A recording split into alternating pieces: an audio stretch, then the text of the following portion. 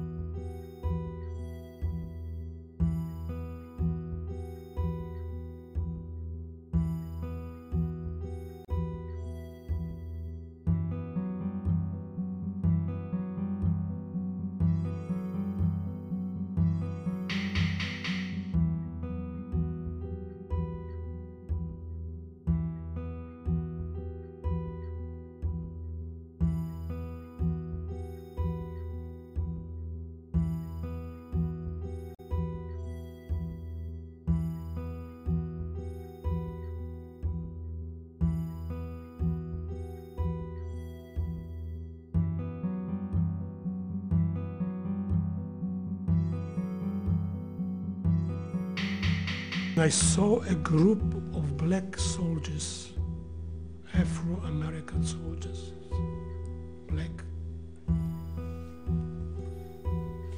tall, slender, beautiful giants.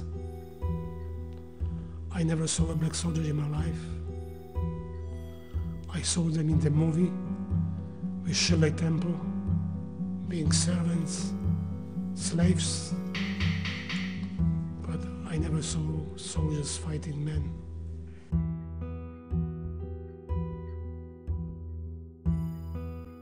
I was sent as a liaison, part of a liaison group, to see if we could arrange for a campsite for our unit.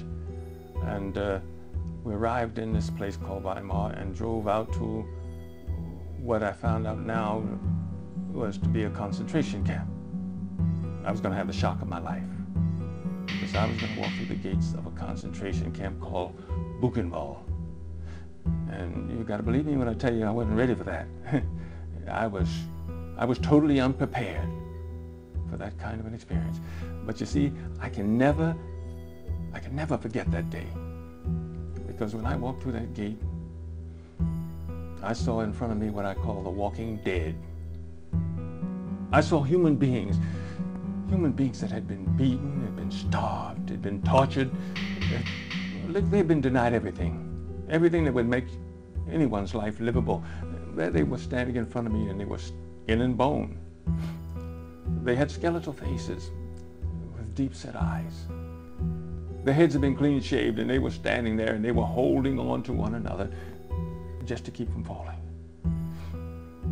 Many of them had sores on their bodies, and I can remember this so vividly. Sores that came from the malnutrition. One man held out his hands. His fingers had webbed together with the scabs that come from the sores brought on by the malnutrition. My God, I'd seen nothing like this in all my life, nothing.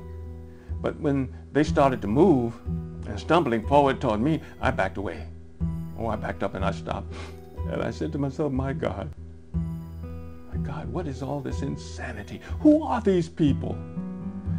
And furthermore, what have they done that was so terrible that would cause anybody to treat them like this? And you see, I didn't know, really. I didn't know. But there was this young man who spoke English, and he began to tell us about Buchenwald.